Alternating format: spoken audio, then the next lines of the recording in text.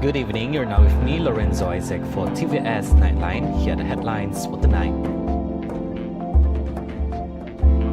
BATANG RAJANG Bridge and PASI Road to be officially launched on May 17 in a ceremony graced by Premier Sarawak, Datuk Patinggi Tan Sri Abang Johari Tun Openg. Malaysia and China reaffirm commitment to peaceful resolution of South China Sea dispute. Hamas expected to issue official response to Israeli ceasefire proposal within 48 hours amid ongoing consultations with mediators.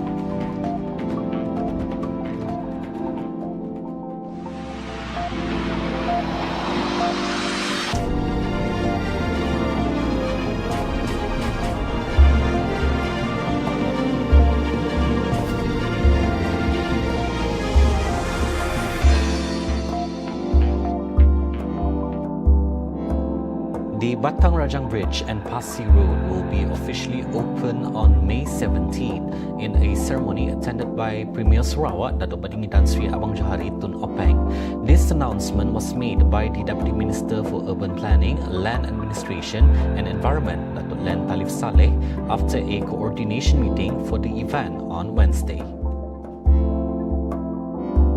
The meeting also covered key aspects such as security control, logistic preparations, guest protocols, and coordination with all involved agencies to ensure the event runs smoothly. The BATANG RAJANG Bridge is a significant infrastructure project aimed at boosting connectivity in the Serikai area, while the PASI Road is expected to ease access for rural residents to town and essential facilities, transforming the local development and socio-economic landscape. On March 27, the BATANG RAJANG Bridge and the 17-kilometer-long PASI Road, built at a cost of 321.2 million ringgit, were open to the public. This project reduces the distance between Serikai and Tanjung Manis from 122 kilometers to 53 kilometers, cutting travel time from 2.5 hours to just 45 minutes. Additionally, the distance from Bintangor to Tanjung Manis has been shortened from 108 kilometer to 60 kilometer, with travel time reduced to just 1 hour. The Sarawak government is proactively implementing measures through the consolidation of strategic assets and economic innovation in preparation for global economic uncertainty. Premier Sarawak, Datuk Patinggi Tan Sri Abang Johari Tun Openg, stated that these efforts are crucial to identifying potential across various sectors and strengthening the state's economic foundation, which has traditionally relied on commodities such as oil and gas. This move is also seen as part of Sarawak's long-term strategy to generate new, sustainable sources of income and reduce dependency on the oil and gas sector. According to the Premier, several of the state's strategic assets are being assessed and injected with innovation, including the use of modern technology and the integration of data among government agencies through a unified platform. An example is water. You can give more revenue from our water by adding value to water that we have. For instance, the hydrogen is part of it. You take it from our water. If they consume water to produce the hydrogen, meaning you can impose royalty to our water. That will give an avenue of extra revenue from water. Besides, of course, hydrogen commodity that will definitely give us extra revenue. He said this in his speech at a Hari Raya Aidilfitri gathering organized by Sarawak Financial Secretary Office on Wednesday night. In expanding the economic scope, Abang Johari also emphasized the importance of the logistics and port sectors, including efforts to take over the Bintulu port to establish a fully owned Sarawak port entity. He also highlighted the potential of the agri-business sector, particularly through adding value to palm oil products and biomass, such as acacia trees, which could form the basis of a circular economy and renewable energy. Additionally, assets owned by entities such as Sarawak Energy Berhad, SEB and Petros have also been identified as high potential sources that can be innovatively developed to increase the state's revenue. Azam Sarawak plays a vital role as bridge between the people and the policy of the Sarawak government, fostering leadership, youth and strategic partnerships across sectors.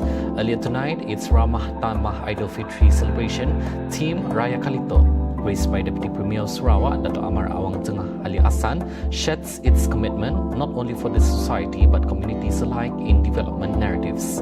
Cheryl Shaminato has the report. Go ahead, Cheryl.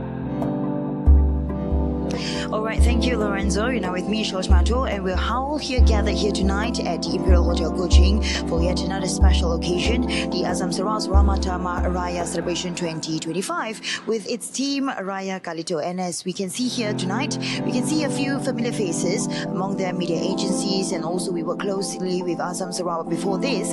And as we know earlier from a speech by Dato' Hee Chang-hee, the annual event is more than just a festive gathering, as we know that it serves a moment of reflection, reconnection, and of course a renewed commitment towards a shared mission, which ultimately from the two speeches that have gathered here tonight, which is building a more inclusive and progressive Sarawak. And also among the dignitaries who are here tonight is CEO of Azam Sarawak, Encik Ali Sohaili, and among the speeches that we had earlier was from Deputy Premier of Sarawak, Dato' Amar Awang Tengah Ali Hassan, who also emphasized that on the negative perception in bridging the gap to information, to reducing the information gap between the media and also the people. He also highlighted that his hopes on organization like Azam Sarawak, which has been established for a long-standing years, and with his trust and commitment among the people of Sarawak here tonight, in hoping that, of course, with the government initiatives that they have, the Sarawak government initiatives that they have, in empowering Sarawakians to engage successfully with Sarawakians here as well. And also, he also urged Azam Sarawak to have a collaboration, a close collaboration among the media here tonight as well, to get information, as he can say, disseminating information not only for the people of Sarawak but also for those in the rural areas, emphasizing as well intensifying efforts to also get together among the government policies towards the people of Sarawak, especially the rural areas, and also its policies intact. And of course, among the items that has been lined to you tonight is the officiation, and also the officiation of the Azam Sarawak's new website here tonight, which is prepared actually to have a more inclusive and also exciting information ahead for Azam Sarawak. And that's all for me that I can share. For more updates, stay tuned to TVS's official website at tvstar.my and across all of social media platforms. That's all for me, Shosh Mato and videographer Aziz Soleh from TVS Kuching. Over to you, Lorenzo.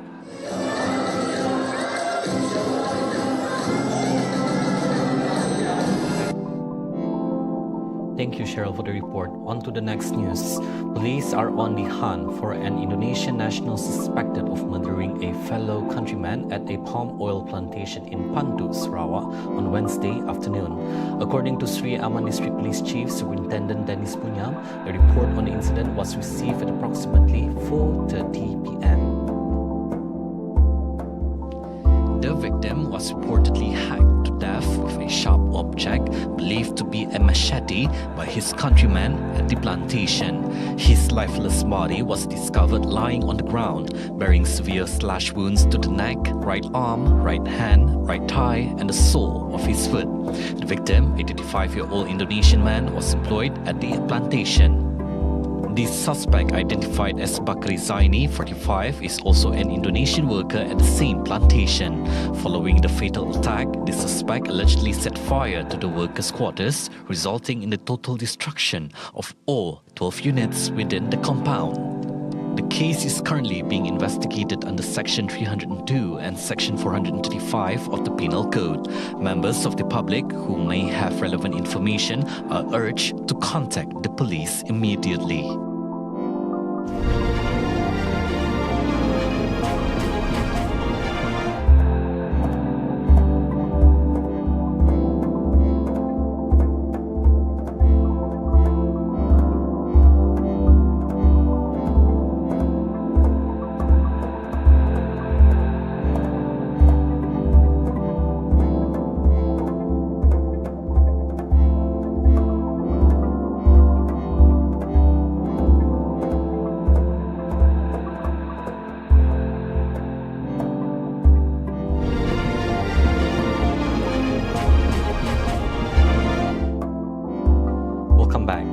The governments of Malaysia and China have committed to resolving the South China Sea dispute peacefully through negotiations in accordance with the 1982 United Nations Convention on the Law of the Sea UNCLOS.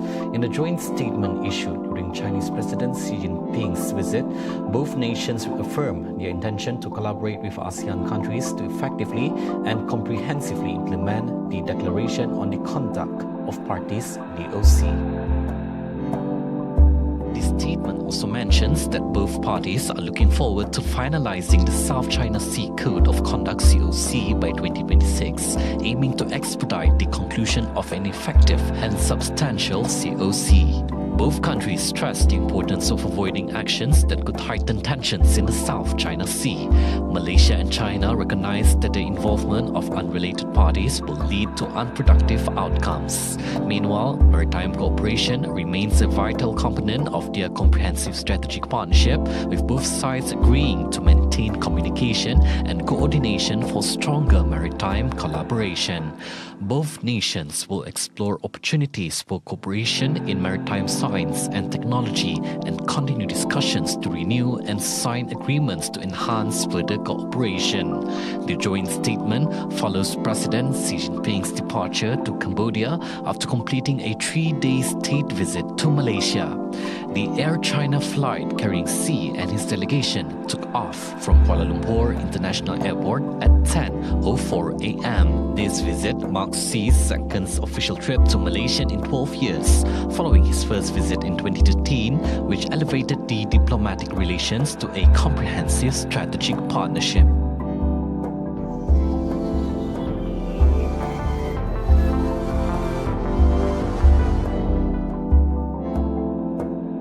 On to world news. A senior Hamas official revealed that the Palestinian Islamist movement expects to respond within 48 hours to an Israeli ceasefire proposal it received through mediators. To that end, Hamas will most likely send its response to the mediators within the next 48 hours, as the movement is still conducting in-depth consultations. Hamas said Monday it had received Israel's latest proposal to halt the war in Gaza, now in its 18th month. The official said the offer includes a truce of at least 45 days in return for the release of 10 living hostages held in Gaza. It also provides for the release of 1,231 Palestinian prisoners from Israeli jails and the entry of humanitarian aid into the territory, which has been under complete blockade since March 2nd. The proposal calls for a permanent end to the war, on the condition Palestinian factions in Gaza, including Hamas, disarm, the official said. Hamas has rejected the disarmament demand as a red line and non-negotiable. Israel has yet to comment on the proposal's content. Those were the updates on TVS Nightline. I'm Lorenzo Isaac. Thank you for watching and have a good night.